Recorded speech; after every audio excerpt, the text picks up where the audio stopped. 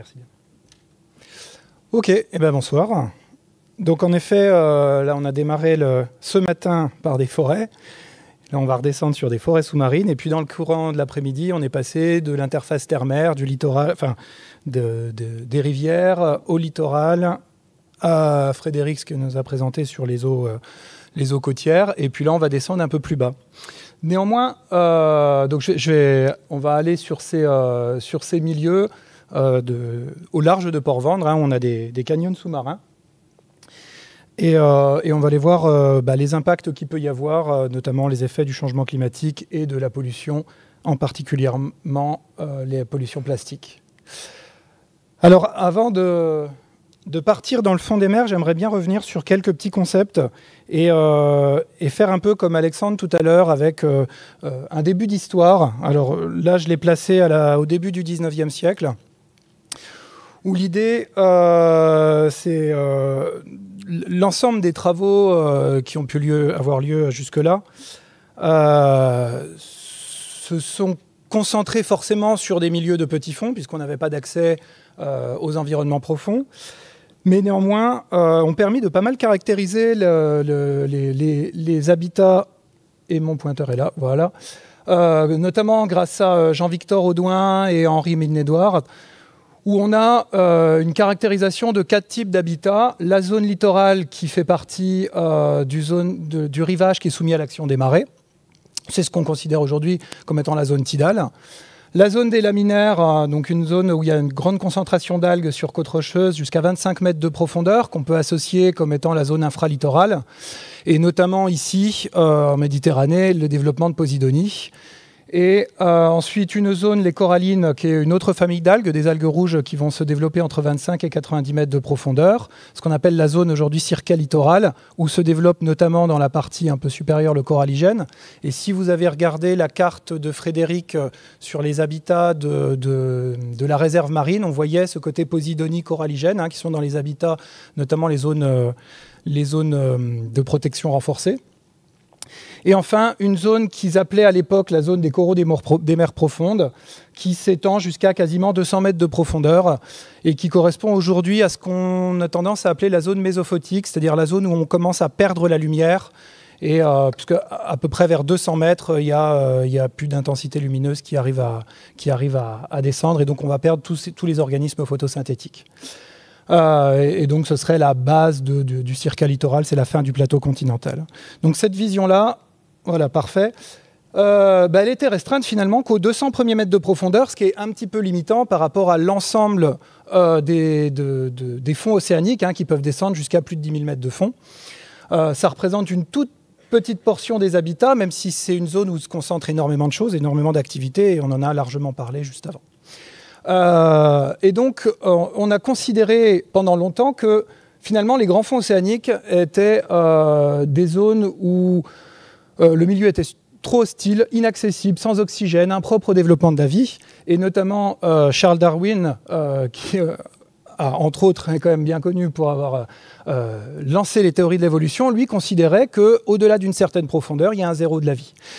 Alors, ce n'est pas complètement dénué de sens à cette époque-là, c'est que les capacités d'aller échantillonner dans des grandes profondeurs étaient extrêmement limitées et que finalement, la plupart du temps, on a réussi à avoir quelques informations, on ne relevait rien dans les chalutages, dans les dragages.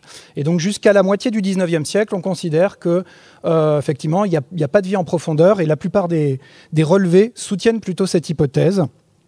Et c'est vrai qu'aujourd'hui, quand on plonge dans les grands milieux, dans les milieux profonds, bien souvent, on ne voit pas grand-chose. Là, on a une photo, c'est au large de Port-Vendre, hein, à 500 mètres de profondeur. On a des grandes étendues de vases sous-marines où on peut passer pendant quelques moments avant de rencontrer un organisme. Et également, un autre type de paysage qu'on va voir assez fréquemment quand on va dans les grandes profondeurs, ici à 3000 mètres par exemple, au milieu de l'Atlantique à peu près, on a des coulées de lave, ce qu'on appelle des pilolavas. Hein, c'est des éruptions volcaniques avec cette lave qui s'est figée. Et là-dessus, bien souvent, il n'y a rien du tout. En fait, ce qui se passe dans les milieux profonds, c'est que souvent, la faune va s'organiser autour de la biodiversité, s'organise autour d'endroits un peu particuliers.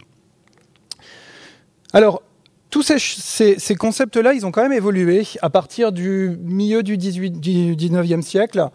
et notamment quand s'est posé la question d'installer des câbles télégraphiques, des câbles sous-marins, où il a fallu connaître les fonds marins, savoir quelle était la profondeur pour dérouler les câbles.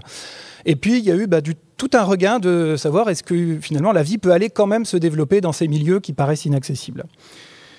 Et en 1860 notamment, il y a un grand changement, c'est au large de la Sardaigne, en relevant un câble qui a été cassé, un câble sous-marin.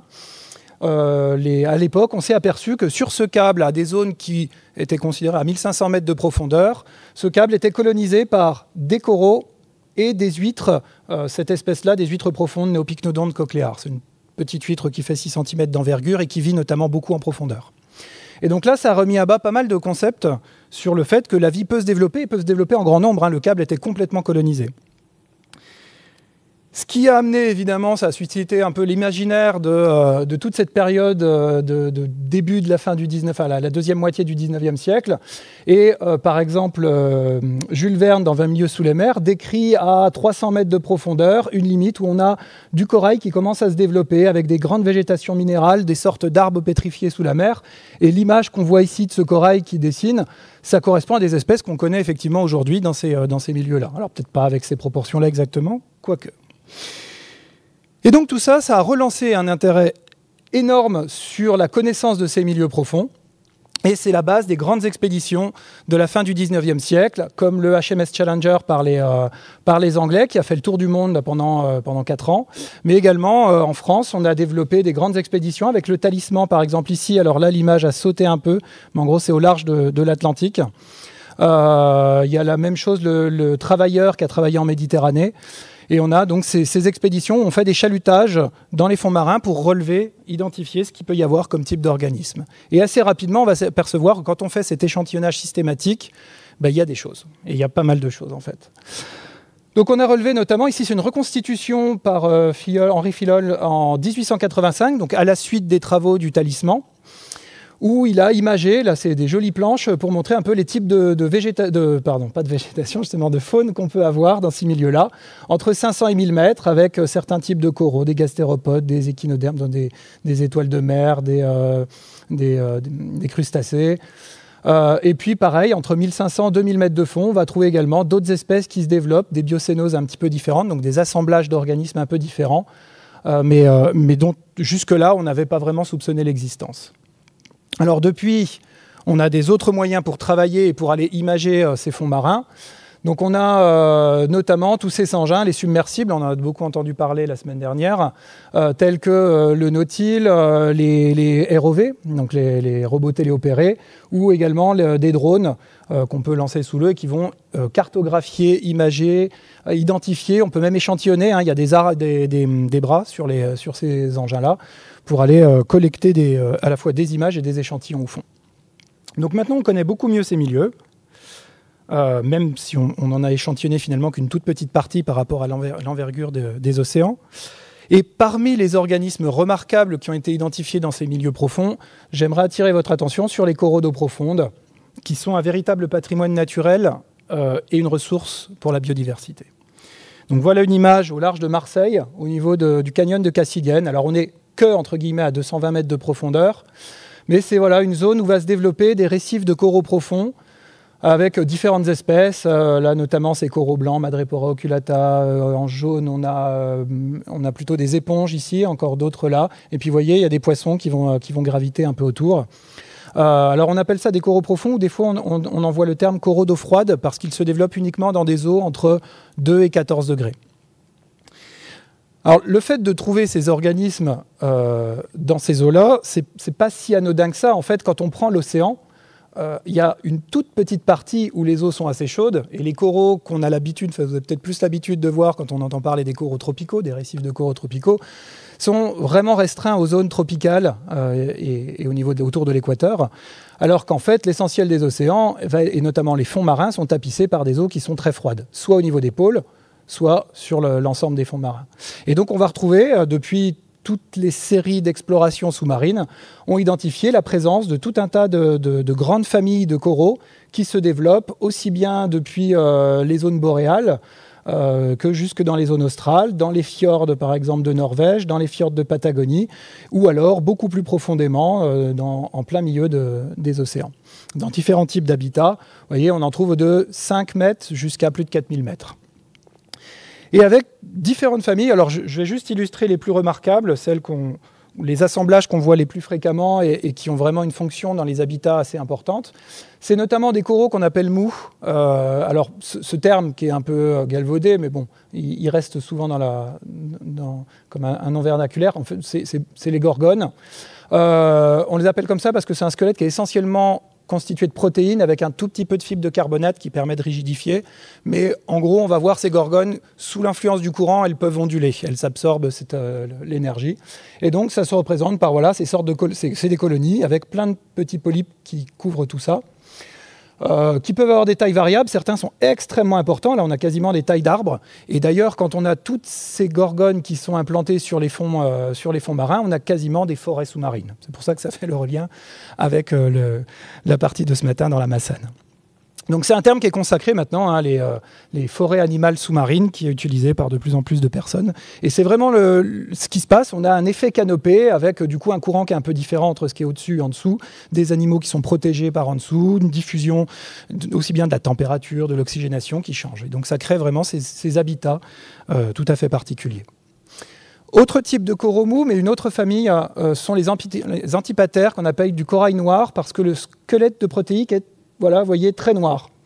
Il est même utilisé en joaillerie dans certains cas.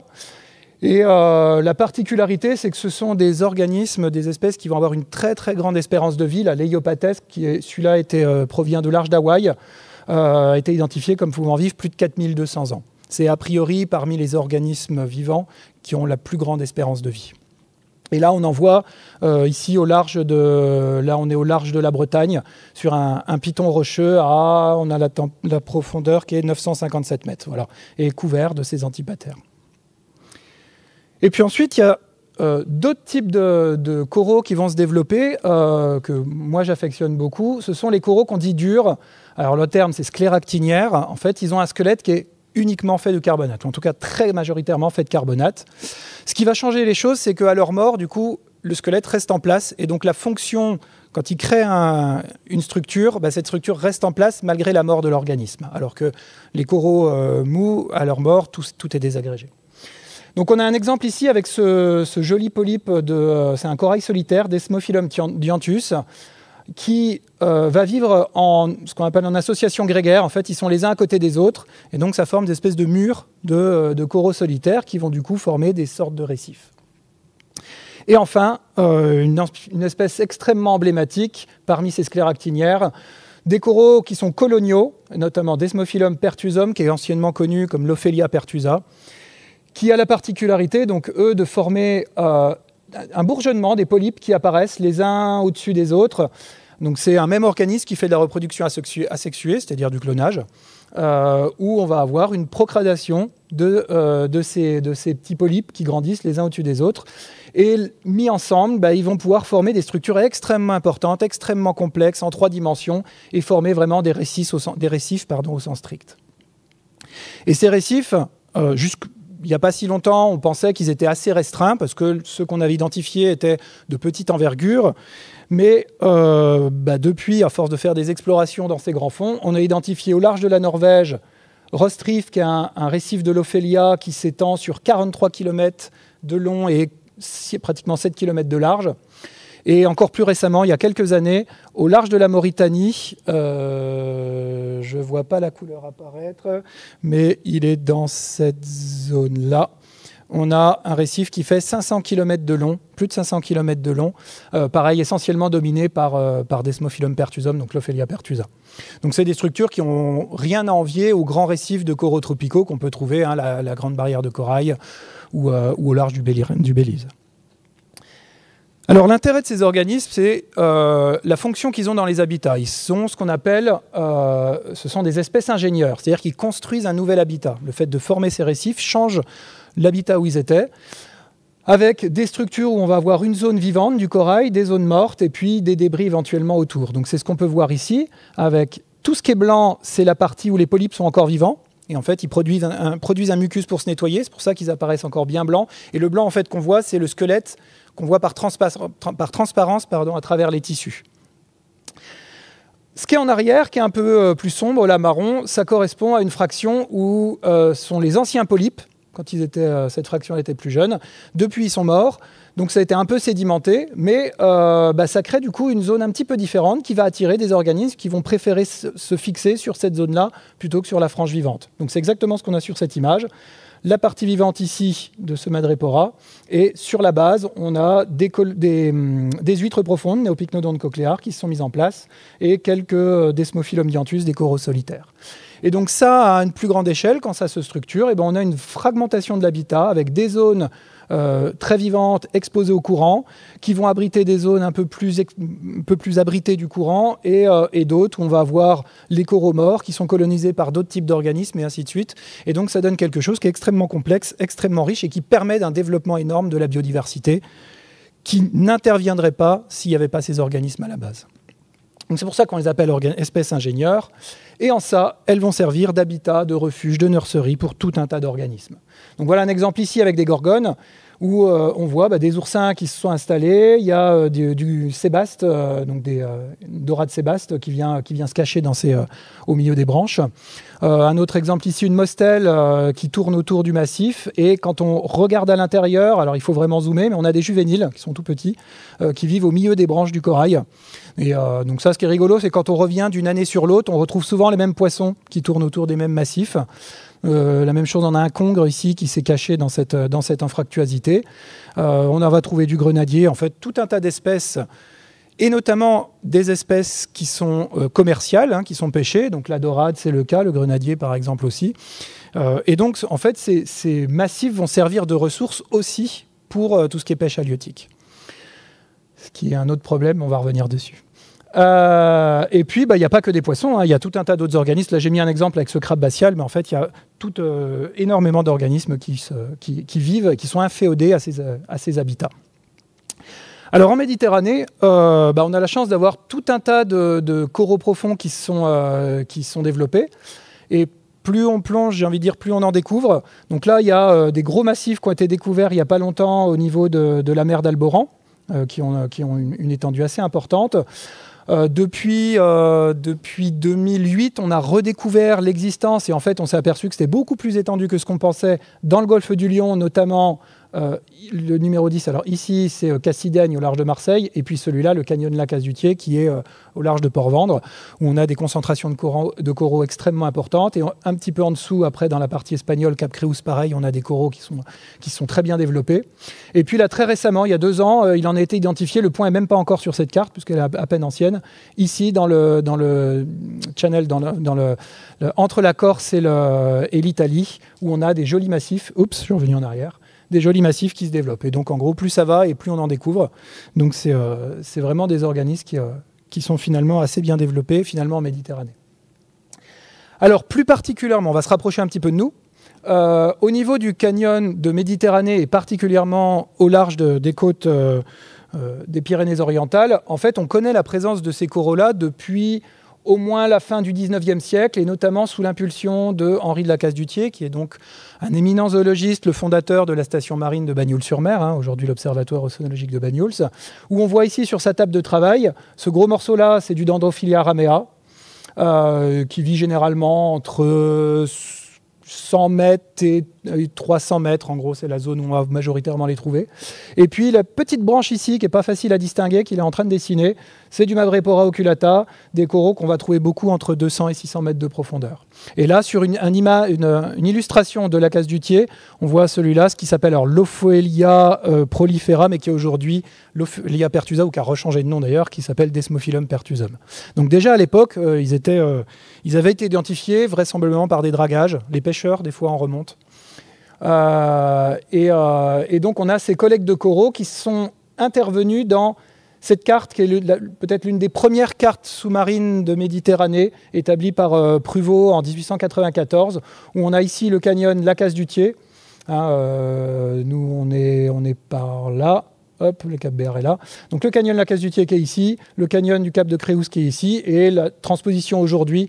Vous voyez, le travail était déjà très bon, hein. Il y a l'identification, on a un peu plus de détails, mais globalement, la zone est bien identifiée. Et les coraux viennent essentiellement jusque-là de la tête de canyon. C'est plutôt dans cette partie-là où ils ont été collectés.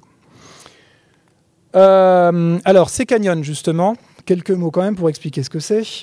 On en entend parler. Dans l'image que vous avez vue peut-être tout à l'heure de Grégory, les limites du parc s'étendent très au large pour inclure des canyons sous-marins. Donc, ces canyons, ce sont des vallées sous-marines qui incisent le plateau continental. Donc, le plateau, c'est toute cette partie qui correspond à de la croûte continentale qui est submergée, qui est ennoyée, parce qu'on est déjà dans une zone de haut niveau marin, en fait. Même si le niveau continue de monter, on est déjà dans une période où il est déjà haut par rapport à l'histoire de la Terre. Il y a 20 000 ans en arrière, le niveau marin était ici. Et donc, c'est la zone qui va faire la transition entre ce plateau, une plante, et on arrive ici aux abysses, les grands fonds marins, qui sont autour de 4 000 mètres en général. En Méditerranée, on est plutôt autour de 2 000 à 3 000 mètres de profondeur. Et donc, dans cette pente, comme les choses ne sont pas très stables, on a souvent des glissements de terrain qui se mettent en place. Pour peu que les rivières aient déposé des sédiments ici, ils vont avoir tendance à glisser le long de la pente, créer des avalanches sous-marines et inciser toute une partie, toute cette proportion-là, et puis se déposer au fond.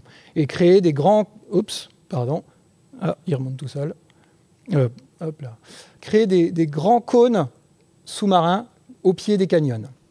Et donc, dans le canyon, c'est une zone en pleine érosion. C'est ce qu'on voit ici dans le canyon de Cap Créouse, avec un axe principal d'érosion, où il y a toute une transfert sédimentaire qui se met en place, mais on voit également des petits lobes ici, qui correspondent à des arrachements, hein, des petites. L'échelle est de plusieurs kilomètres. On a des structures d'effondrement de ces pentes du canyon.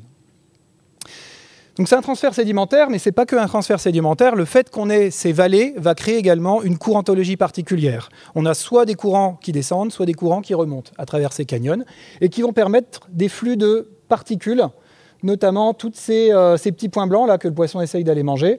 Si on zoome là-dedans, ce qu'on va voir beaucoup, c'est du zooplancton, des micro-organismes, et notamment ici beaucoup de microcrustacés, entre 0,3 et 10 mm, des copépodes, des mysis, des amphipodes, donc tout un tas d'organismes qui font des nuages comme ça et qui constituent pour beaucoup ce qu'on appelle de la neige marine.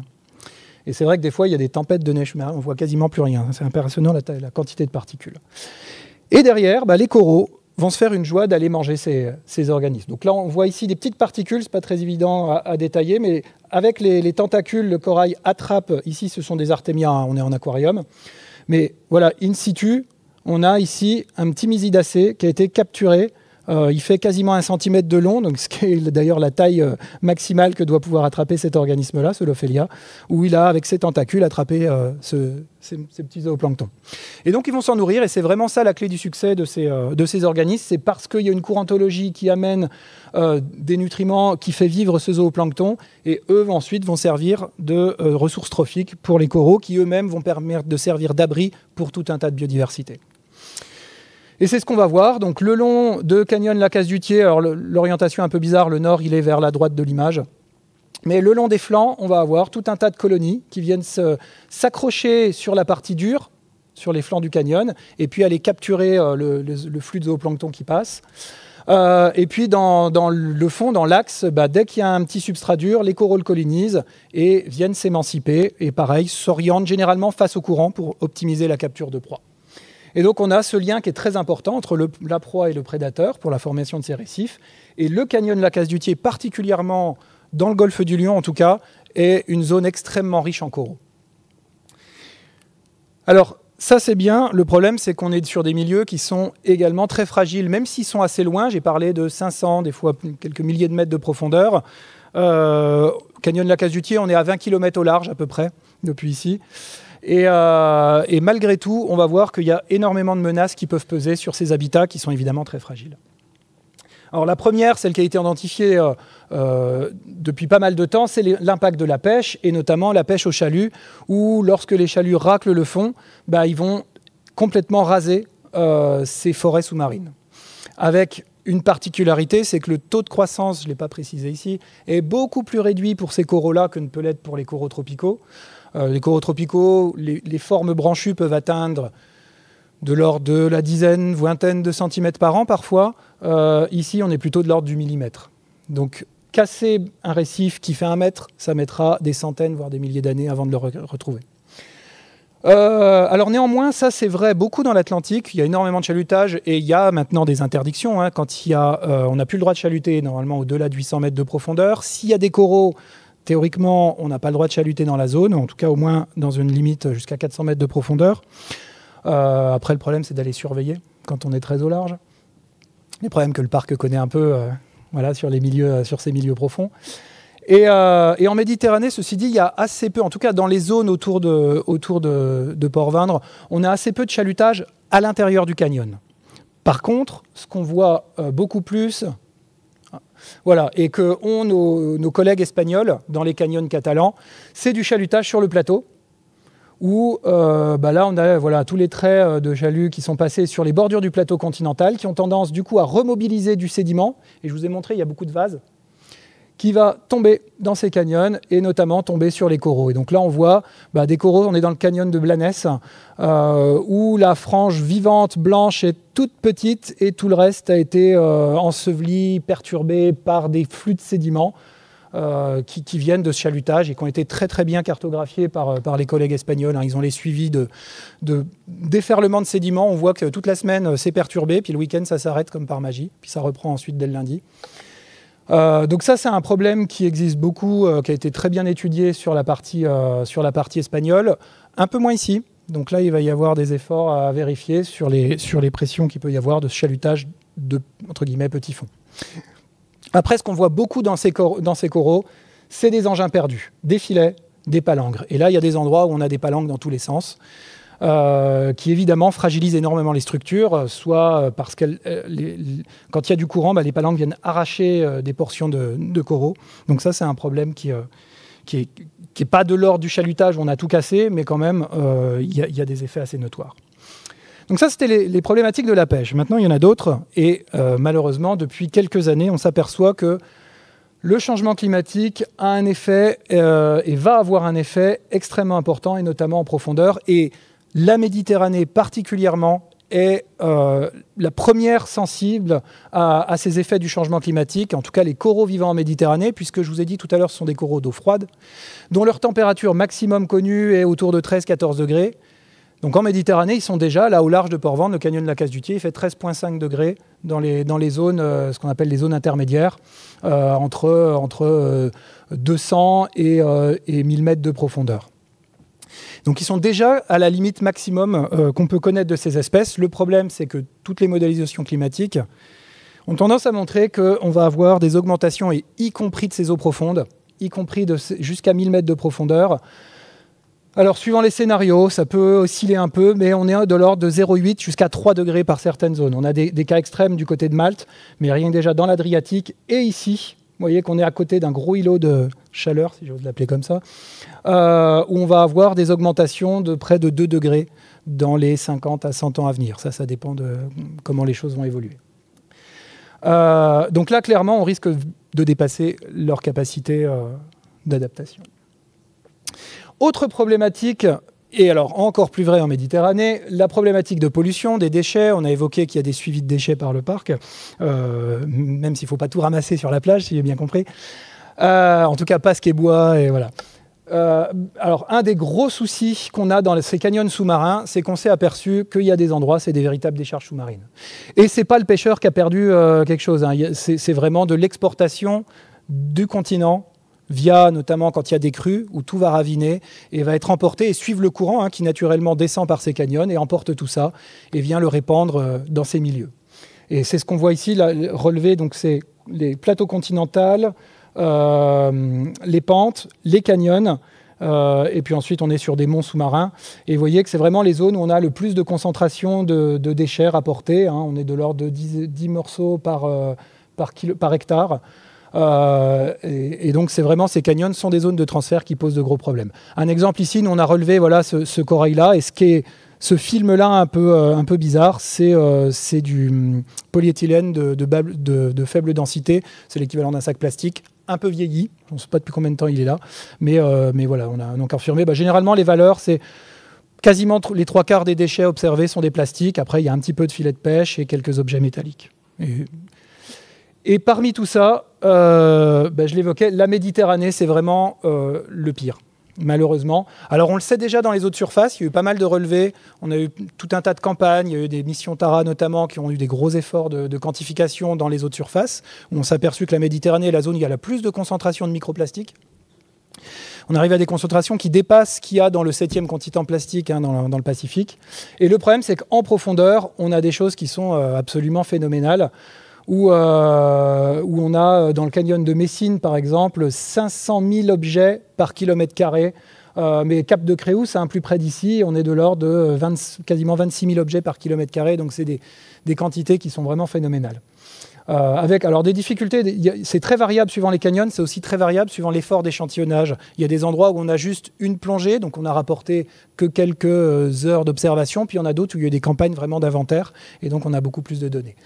En règle générale, pour la plupart des canyons méditerranéens, on a des concentrations qui sont, on voit ici Méditerranée Canyon, 51 000 et quelques objets par kilomètre carré, qui sont 2 à 12 fois supérieurs à ce qu'il peut y avoir dans l'Atlantique ou dans le Pacifique. Donc on a vraiment une problématique déchets, et dans ces déchets beaucoup plastiques, pour la Méditerranée. Et un exemple, du coup, dans le canyon de la Case-du-Thiers, donc là au large de chez nous, avec un suivi à 520 mètres de profondeur. Donc c'est une zone qui a été via ce petit rove, et la trace bleue, c'est en gros c'est la ligne imaginaire du rove qui est passée au-dessus du fond. Et donc on a le suivi du chemin du rove. On est passé plein de fois à certains endroits, un peu moins à d'autres. Et donc, les couleurs vert, jaune, rouge, ça correspond à des massifs de différentes espèces. Desmophyllum dianthus, les coraux solitaires, l'Ophelia pertusa, Madrepora oculata, qui sont des espèces coloniales. Et dedans, il y a plein de petites croix, et ça correspond à des endroits où on a observé des plastiques, comme ici, des déchets, des sacs plastiques relativement récents, des un peu plus anciens, des bouteilles. Là, c'est un gobelet de café. Et donc, tout un tas de déchets qui sont relevés dans quasiment presque 10% des coraux, sur les 370 observés de massifs, ont des macrodéchets visuellement observables. C'est-à-dire que des fois, ça, quand il y a un peu de sédiment dessus, ça va être très difficile de distinguer si c'était un déchet ou s'il est recouvert de sédiment. Donc, probablement que c'est beaucoup plus. On arrive sur des concentrations de quasiment un morceau tous les 100 mètres linéaires, qui est la même chose que ce qui est observé dans le Cap Créus, à peu près aux mêmes profondeurs. Bien, donc passé de ce constat de risque, nous au laboratoire, on va mesurer les impacts pour voir en quoi il y a un problème et éventuellement quelles sont les solutions qu'on peut aider à mettre en œuvre, notamment pour les gestionnaires tels que le parc marin. Et donc là, on a travaillé, nous, sur la mesure de ces impacts en conditions naturelles et au laboratoire. Tout d'abord avec des suivis temporels qui ont été menés sur une dizaine d'années. On a fait des suivis de croissance de colonies. Donc pour ça, on est descendu avec un petit rove, collecté des fragments, quelques fragments, remonté à bord, on les sectionne, on les bouture et on redéploie ces petits morceaux sur des plateformes où on va ensuite venir les récupérer tous les ans pour aller observer la mise en place de croissance, notamment. Donc les résultats de ces trucs-là, donc là ils sont à 550 mètres de profondeur, ici, ceux-là. Et donc l'observation, voilà un même fragment qui a été recollecté, redéployé tous les ans. Donc on voit qu'il y a eu des années où il y a juste un petit polype qui est apparu, un nouveau. Il y a des années, il y en a beaucoup plus qui se développent. Et on le voit dans tous les sens, en 3 dimensions. Et donc ça, on va pouvoir mesurer l'allongement linéaire, de quelle distance, le taux de croissance finalement de l'ensemble de cette colonie, puis également le taux d'apparition de nouveaux polypes, ce qui nous donne un peu ce taux de bourgeonnement qui est l'émancipation du récif, les deux combinés. Ce qu'on observe, c'est qu'il y a une très très forte variabilité interannuelle. Il y a des années où ça pousse bien, il y a des années où ça pousse pas du tout. Et c'est extrêmement variable, et notamment, ça se corrèle avec des épisodes de plongée d'eau dense, ou plutôt l'absence d'épisodes de plongée d'eau dense. Quand il n'y a pas de plongée d'eau dense, il n'y a pas de croissance, ou un très très faible taux de croissance. Alors qu'est-ce que c'est que ces plongées d'eau dense ? Je vais peut-être un peu vite. En fait, on est dans une région où, sous l'effet des vents, le Mistral, la Tramontagne, les masses d'eau ont tendance à venir s'agglutiner ici jusqu'au Cap Créus. Et pour peu qu'on ait des périodes avec de très fortes trames, hein, quand en plein hiver on a du 100 km/h pendant une semaine, on va avoir un taux d'évaporation extrêmement important, un refroidissement des eaux de surface, elles sont plus froides avec l'évaporation plus salée, et du coup elles deviennent beaucoup plus denses et elles s'écoulent. On a des phénomènes de chasse d'eau sous-marine qui viennent s'écouler dans les canyons. Et ça permet un renouvellement complet des masses d'eau. Donc c'est voilà, ce système-là, où sous l'effet d'évaporation et du refroidissement, on a cette eau qui vient descendre en profondeur, et qui va vous permettre à la fois d'alimenter avec de la matière organique de surface, l'amener en profondeur, puis également de chasser du sédiment qui serait déposé ici et d'aller l'emmener un peu plus loin. Et donc c'est exactement ce qui se passe. Quand on a des années où il fait notamment pas assez de vent en plein hiver, un peu trop doux, eh ben on a l'absence de formation de plongée d'eau dense, et donc on est ces contextes-là. Et ce qu'on observe, c'est, vous voyez là, les coraux déployés et là, les coraux observés, notamment en 2014. Il y a de la vase qui s'est déposée un peu partout. Les conséquences, pas de croissance, quasiment pas, et voire même une mortalité de la plupart des organismes. En fait, ils n'arrivent plus à se nettoyer, il y a trop de sédiments, et ils finissent par se laisser mourir. On retombe un peu sur l'effet que j'ai montré tout à l'heure avec le chalutage de petits fonds marins, hein, où il y a du coup du sédiment qui est soulevé par le chalutage sur le plateau continental et qui vient tomber sur les colonies. C'est la même chose ici, mais par contre lié à des phénomènes naturels, ou du moins la diminution de phénomènes qui normalement sont censés intervenir quasiment tous les ans. La problématique, c'est que ces phénomènes de plongée d'eau dense, donc quand il y en a des forts, on a plutôt tendance à avoir beaucoup de bourgeonnement. Quand ils sont modérés, ces plongées d'eau dense, on a plutôt à la fois un fort bourgeonnement et à la fois une forte allongement des colonies. Et quand il n'y en a pas, une sédimentation et du coup l'absence de croissance. Et lié au réchauffement climatique et notamment la stratification des masses d'eau, on va avoir des eaux de surface qui se réchauffent plus vite que les eaux profondes, le ralentissement des phénomènes de vent, on va avoir tendance à limiter la formation de ces plongées d'eau dense. C'est typiquement ce qui s'est passé l'année dernière, où on a eu en 2022 une année où quasiment pas de vent. Cette année, alors il y a eu un petit peu de vent au mois d'avril, mais ça intervient un petit peu trop tard. Les eaux, elles ont commencé à se réchauffer, donc du coup, ça n'a pas d'efficacité sur la mise en place de ces plongées d'eau dense.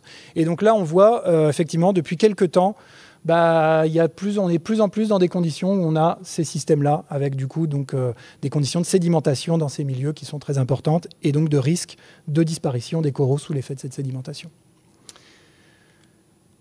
Alors ça, c'est un effet qui est assez rapide, qui est déjà en cours sur l'impact du réchauffement climatique. Maintenant, je vous ai dit tout à l'heure que les projections, c'est que ce réchauffement, il va atteindre aussi les eaux profondes. Et donc, on travaille également à essayer de mesurer en quoi les eaux profondes qui se réchauffent vont être un problème sur les coraux. Donc pour ça, on le fait en laboratoire, où des coraux collectés, on en refait un peu comme in situ, des petites boutures, qu'on déploie dans des aquariums, où on va pouvoir réguler la température.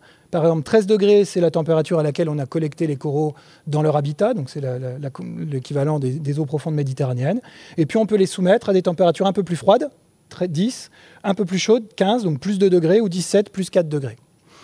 Les résultats, très rapidement, à 17 degrés, si on chauffe un peu, au bout d'un mois, on a 50% de mortalité. Au bout de 6 mois, il n'y a quasiment plus un corail qui résiste. Donc un effet très néfaste d'un réchauffement qui est, ceci dit, très fort. À 15 degrés, il résiste. Donc un réchauffement qui est, alors je ne vais pas dire modéré, parce que 2 degrés, c'est justement, on essaye de lutter pour dire que ce n'est pas du tout modéré. Ils ont l'air, a priori, de tenir au moins sur les 6 premiers mois. Il n'y a pas forcément de mortalité avérée, en tout cas pas notable. Par contre, quand on s'intéresse un peu plus à l'état de santé de l'organisme, et ça, on va le découper avec différents critères qu'on va regarder sur les organismes, notamment leur taux de croissance. Donc là, on a la croissance des polypes en millimètres par an. On a un taux de croissance qui est plus fort à 13 degrés. C'est normal, c'est leur condition d'habitat. Et il est un peu plus réduit à 10 et à 15 degrés. Alors c'est vrai pour une espèce, pas pour l'autre. Il y a des espèces qui ont l'air d'être plus sensibles au réchauffement que d'autres. La nutrition, alors si je repars sur le cas extrême, le 17 degrés, on voit que très rapidement, la courbe rouge ici, c'est le taux de capture de proie. Donc là, on est au début, tout le monde capture un peu de la même manière la quantité de proie qu'on met dans les aquariums. Et puis très vite, ça chute et les coraux arrivent quasiment plus à s'alimenter. Les conséquences, c'est les valeurs rouges ici. On a une accumulation de réserves énergétiques, donc notamment on analyse la quantité de lipides, par exemple, qui diminue drastiquement jusqu'à être à zéro. Donc les coraux, en fait, ont épuisé complètement leurs réserves. Ils n'arrivent pas à collecter, acquérir des nouvelles réserves énergétiques. Ils puisent dans le stock qu'ils avaient, puis au bout d'un moment, ils n'en ont plus, ils vont finir par mourir. 17 degrés. 15 degrés, on a des choses un peu curieuses, puisqu'on a alors un effet court terme avec un mois, ou quelques jours, quelques semaines, où il y a une chute du taux de capture de proie, pour les deux espèces d'ailleurs, puis ensuite ça augmente. Et ça augmente même au-delà des coraux qui sont dans leur température naturelle. Ils capturent donc beaucoup plus. Par contre, dans le même temps, quand on analyse les quantités de réserve, elles diminuent énormément, significativement, quand les coraux sont soumis à 15 degrés. Ce qui veut dire qu'ils capturent plus de proie, mais en fait, ils n'arrivent pas à utiliser cette énergie pour, en tout cas, la stocker. Ils l'utilisent pour faire de la survie. Donc certes, ils survivent, mais dans de très mauvaises conditions. Ce qui veut dire qu'à déjà à 15 degrés, on a un état de santé qui est un peu altéré. Et ça, on le voit d'autant plus quand on analyse plus en détail le corail, et notamment quand on regarde ce qu'on appelle le microbiome, c'est-à-dire en gros l'équivalent de notre flore bactérienne, qui est aujourd'hui très utilisé en médecine pour savoir si on est en bonne santé ou pas. On a la même chose sur ces coraux. Alors, je ne vais pas détailler complètement tout ça, mais en gros, les points de couleur, c'est les mêmes, 10 degrés en bleu, 13 degrés en vert, jaune 15 et 17 rouge. Et la composition, donc la diversité des bactéries qui sont dans ces coraux-là, à l'intérieur de ces coraux, va bouger, notamment les points rouges et jaunes, donc les points chauds, qui changent drastiquement par rapport aux points verts. En gros, ça veut dire qu'ils ont changé de communauté bactérienne. Et parmi ces bactéries qui ont changé, on a un peu à 15 degrés et beaucoup à 17, donc un peu à plus 2 et beaucoup à plus 4, l'arrivée de bactéries qu'on appelle opportunistes. C'est des bactéries qui interviennent très vite quand un organisme est perturbé, et notamment certaines bactéries comme celle-là sont connues dans d'autres types de coraux, des coraux tropicaux, comme étant des possibles pathogènes. Ce qui veut dire que dès qu'on réchauffe, on soumet les coraux à des conditions où ils ne sont plus dans leur meilleur état, et donc il y a un risque d'affecter durablement la santé de ces organismes. Donc ça, c'est l'effet de la température. Et maintenant, on va regarder, je vous ai dit qu'il y avait également une grosse inquiétude sur la pollution plastique. Je me rends compte que c'est hyper réjouissant ce que je suis en train de vous raconter, mais bon, on va essayer de voir s'il y a quand même des solutions derrière. L'effet de cette pollution plastique, on a voulu la mesurer en conditions contrôlées, avec des aquariums où on a un système de recirculation, ce qui fait que quand on met des microplastiques dedans, ils vont revenir et permettre d'être dans le flux de courant comme les coraux ont dans leurs conditions naturelles.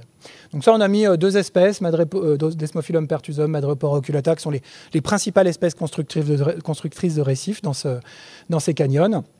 On va soit leur soumettre des microplastiques, c'est encore en anglais, mais c'est pas grave. Donc c'est des toutes petites billes de polyéthylène faible densité, alors toutes petites, elles font 500 microns, et donc 0,5 mm, pardon, et on a une concentration de 350 microbilles par litre, c'est ce qu'on trouve généralement dans les eaux de surface. Très honnêtement, on a très très peu de données pour les milieux profonds, donc ça on ne sait pas encore exactement quelles sont les valeurs réelles auxquelles sont exposés ces coraux-là. Mais si on prend ces valeurs qu'on trouve déjà en surface, voilà ce que ça donne. Et puis dans d'autres aquariums, on a testé où on met les fragments de coraux soumis à des films de plastique, ce qui correspond aux images que je vous ai montrées tout à l'heure, où il y avait des sacs plastiques qui se collaient sur une partie de ces coraux. Et donc quand on regarde comment les coraux réagissent à ça, en bleu, c'est les conditions contrôle, et ce qu'on regarde, c'est le taux de croissance. En millimètres par an, on a les mêmes taux de croissance dans les conditions contrôle d'aquarium que dans les conditions in situ dans l'habitat, ce qui est plutôt rassurant, ça veut dire qu'on a plutôt bien travaillé. Par contre, dès que les coraux sont soumis à un stress plastique, que ce soit des micro ou des macroplastiques, il y a une chute du taux de croissance de 30 à 40%. Et ça s'explique, alors dans le cadre des macroplastiques, le fait qu'on ait un film devant, ce qu'on va mesurer, alors le graphique est un petit peu bizarre, mais le 0 ici, le trait en pointillé, c'est les conditions contrôle. Et ce qu'on regarde, c'est en rouge pour les micros et en jaune pour les macroplastiques, les coraux soumis à ces conditions-là, comment ils sont pareils ou très différents des conditions contrôle. Donc là, après 7 jours, il y a un taux de capture de proie qui est moins 20 nombre de polypes par heure capturés par le corail. Donc il y a un petit peu moins de capture de proie quand ils sont en microplastique et beaucoup moins quand ils sont en conditions de macroplastique. Et après 2 mois quasiment, un peu moins de 2 mois, finalement les coraux soumis à des microplastiques capturent de la même manière que les coraux contrôle. Ils ont retrouvé un état d'habitude d'aller capturer ces particules de la même manière, enfin de capturer les proies même s'il y a des microplastiques au milieu. Par contre, les coraux qui ont des macroplastiques face à eux, là n'arrivent plus à capturer des proies. Donc là, c'est clairement un effet barrière. Le fait qu'il y ait ces plastiques, le zooplancton ne va pas en direction du corail. Le corail n'a plus accès aux zooplanctons. Du coup, il n'arrive pas à les capturer, il n'arrive pas à s'alimenter. Ce qu'on a mesuré, c'est les réserves énergétiques qui descendent et donc la croissance qui est beaucoup plus faible. Tout est parfaitement logique. Pour les microplastiques, c'est un petit peu moins logique. ce qu'on s'est aperçu, c'est que les coraux capturent les microplastiques, mais ils les rejettent au bout d'un moment. Ça a été mesuré sur d'autres espèces où, en gros, en 24 heures, ils ont rejeté déjà 90% des microplastiques attrapés. Et donc, en fait, les coraux vont passer du temps à capturer les microplastiques, s'en débarrasser, les capturer, s'en débarrasser. En gros, au début, ils pensent que c'est de la nourriture, donc ils essayent de les prendre. Puis comme c'est pas digeste, ils les relarguent. Et cet effort énergétique de faire ça sans arrêt fait qu'il y a une dépense d'énergie tellement forte qu'ils n'arrivent plus à pousser derrière. Ça, on n'était qu'à 2 mois. Si on laisse tourner ces manips-là pendant beaucoup plus longtemps, les conséquences, elles sont un peu différentes. Ce qu'on observe, c'est que en jaune, c'est les macroplastiques.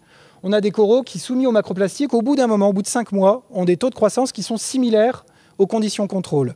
Alors, similaires, oui. Et également, ce qui est bizarre, c'est qu'ils ont un taux de capture de proie qui est pareil que dans les contrôles. Donc, ils ont la capacité, finalement, de recapturer des proies malgré le film plastique. Et en fait, ce qui se passe, c'est qu'après quelques mois, les coraux vont changer d'orientation de croissance. Ils vont contourner le plastique. Ils ont une stratégie d'évitement qui leur permet, du coup, de grandir vite. Alors, pas forcément très bien. C'est un squelette qui est très fin, qui est très fragile. Mais néanmoins, ils arrivent à contourner le macroplastique et à réussir à capturer des proies. Par contre, plus ça va, plus on laisse tourner, et plus les coraux soumis aux microplastiques ont un taux de croissance qui diminue jusqu'à être quasiment nul. Et également, au bout d'un moment, alors qu'ils capturaient des proies encore au bout d'1 ou 2 mois relativement similaires à des conditions contrôle, ils arrivent au bout d'un moment à plus du tout capturer, ou quasiment pas capturer de proies. Et les conséquences, en fait, c'est qu'à force de s'épuiser, de capturer et rejeter, ils finissent par arrêter et ils se mettent en stand-by.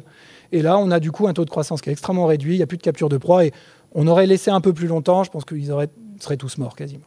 Et donc là, on arrive sur une conséquence qui est que les microplastiques sont pires que les macrodéchets. Et donc tout ce qu'on vous raconte, vous avez suivi pas mal d'alertes sur l'effet des plastiques. Donc on quantifie beaucoup ces macrodéchets, c'est facile à faire parce que ils sont assez gros, ils sont visuels, mais on a un vrai problème, en tout cas au moins pour ces espèces coralliennes, sur ces déchets de microplastiques, qui sont pour partie issus de la fragmentation de gros. Alors, je ne sais pas combien j'en suis, mais ouais, ici on s'approche de la fin. Donc, petite synthèse du coup de ces résultats, et puis je vais illustrer juste quelques travaux qui sont en cours, comme ça c'est des choses que vous verrez peut-être apparaître là dans les 2-3 ans qui viennent. Les conséquences, l'effet du réchauffement, de la pollution plastique, notamment sur les Desmophyllum pertusum, qui est la principale espèce qui construit des récifs aujourd'hui. C'est partout dans le monde d'ailleurs, mais particulièrement en Méditerranée. C'est celle qui permet d'avoir les récifs les plus grands, les plus complexes, qui attirent le plus de biodiversité. On a un effet extrêmement fort et je vous disais, c'est vraiment pas réjouissant. On a l'impression que ces coraux-là risquent très vite de péricliter. Si on maintient un taux de réchauffement tel qu'il est en ce moment, il continue d'intervenir. On est sur une ligne de plus de degrés. Si également on continue de relarguer autant de déchets dont les 90% viennent du continent, si on les laisse aller dans ces fonds marins, il y a de grandes chances que cela périclite. Par contre, il y a d'autres espèces, il y a des collègues qui travaillent sur Desmophyllum dianthus, donc c'est les coraux solitaires qu'on voit ici, les oranges, ou Dendrophila cornigera, les jaunes, qui sont ici. Eux ont l'air d'être un peu moins sensibles, en tout cas au réchauffement climatique. On n'a pas forcément de données pour les plastiques, mais ils arrivent même pour certains à pousser plus vite quand il fait plus chaud. Donc c'est des espèces qui, semble-t-il, peuvent s'accommoder, voire s'acclimater de conditions d'environnement plus chaud. Ce qui va poser la question d'un changement de paysage sous-marin. Alors qu'aujourd'hui, on est dominé par ces gros massifs qui attirent énormément de biodiversité, on risque de tourner vers quelque chose qui est peut-être un peu plus simple, avec des conséquences vraisemblablement sur la biodiversité, parce que là, j'ai mis volontairement, l'image est petite, c'est pour mettre à la même échelle. Donc ces massifs de Dendrophila cornigera, ils sont beaucoup plus petits que ceux-là. Ceux-là, ils sont beaucoup plus simples. C'est un modèle un peu en 2 dimensions, où les coraux solitaires poussent dans une seule direction, et donc ne vont pas créer une complexité d'habitat comme peuvent l'avoir ceux-là.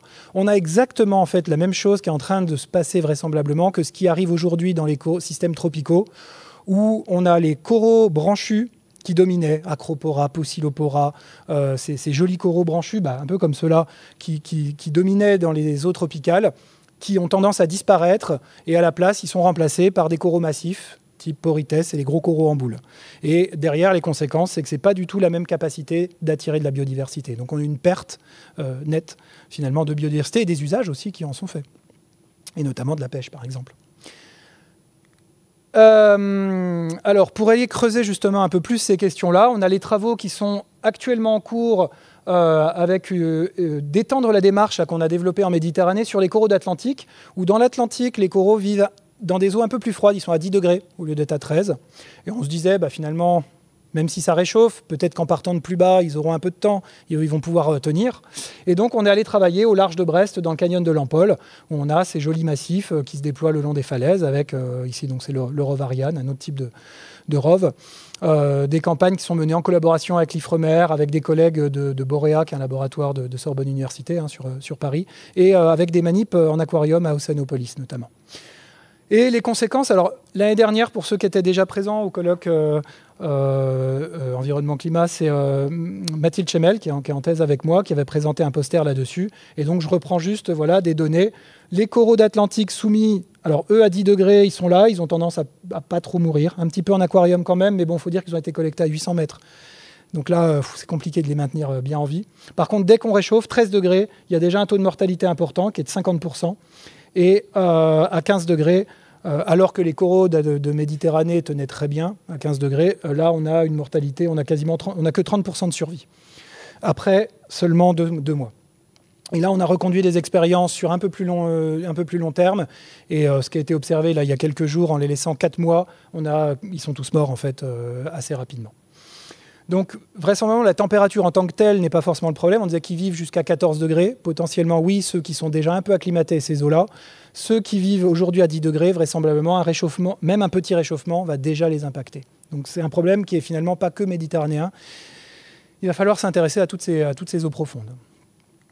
Et sur la partie plastique, là, on a des campagnes. Donc, vous allez peut-être voir là, à Port-Vendre, le bateau, là, ça sera l'Europe qui sera à quai au mois d'octobre, où on va aller pendant 15 jours, 3 semaines, aller caractériser la pollution en macro et microplastique dans le canyon de la Casse-du-Thier. On va échantillonner à différentes zones pour essayer de mieux comprendre, mieux caractériser l'état de la pollution dans ce canyon-là, où on n'a finalement pas beaucoup de données, et notamment de combien les coraux sont soumis à cet impact de microplastique particulièrement, en mesurant ce qu'il y a dans l'eau, ce qu'il y a dans le sédiment, puis ce qu'il y a dans les coraux. Et puis, on va ramener quelques échantillons pour pouvoir mesurer en aquarium. Donc là, c'est un projet qui est financé par la région Occitanie, où on va regarder l'effet cumulé du réchauffement et de la pollution plastique. Parce que tout le problème, c'est que peut-être que jusqu'à présent, on a mesuré que par effet séparé. La température, 15 degrés en Méditerranée, ça a l'air de tenir. Les plastiques, on a vu que les microplastiques sont très impactants, mais jusqu'à présent, on n'avait pas vu vraiment de mortalité. Par contre, l'effet cumulé des deux risque d'être beaucoup plus problème. Donc là, c'est un effet cocktail qui sont des problématiques toxicologiques. Et donc tout ça, évidemment, l'idée, c'est de nous, scientifiques, de fournir des éléments pour aider à la politique de gestion de ces habitats, puisque ces canyons sous-marins sont inclus dans le périmètre du parc naturel marin du golfe du Lion, et volontairement, d'ailleurs, parce qu'il y a des coraux, il y a eu une décision d'étendre les limites du parc, et donc il y a une obligation d'aller gérer ces habitats qu'on connaissait assez mal. On commence à avoir des meilleures descriptions de l'écologie. Alors, il y a des coraux, il n'y a pas que des coraux, il y a tout un tas d'autres organismes qui vivent dans ces canyons, mais les coraux sont importants pour attirer de la biodiversité. Et donc, voilà, l'idée, c'est d'avoir des éléments de sensibilisation, comme on fait aujourd'hui, mais également de voir s'il y a des politiques de gestion qui peuvent être mises en place, ou d'anticipation, s'il y a de la restauration à faire pour favoriser l'installation de peut-être d'autres espèces qui pourront être structurantes pour l'habitat. Il va falloir se poser la question maintenant, parce que le temps que les effets se mettent en place, on parle de plusieurs dizaines d'années. Donc, il faut se dépêcher de bien comprendre les problématiques ici. Et j'en termine par ceci, avec juste cette image, j'aime bien. On a ici un crabe paromole qui habituellement porte avec ses pattes arrière une éponge. Et on les voit tout le temps avec des éponges se balader sur les fonds marins. Et depuis quelques années, ce n'est pas des éponges, c'est des sacs plastiques.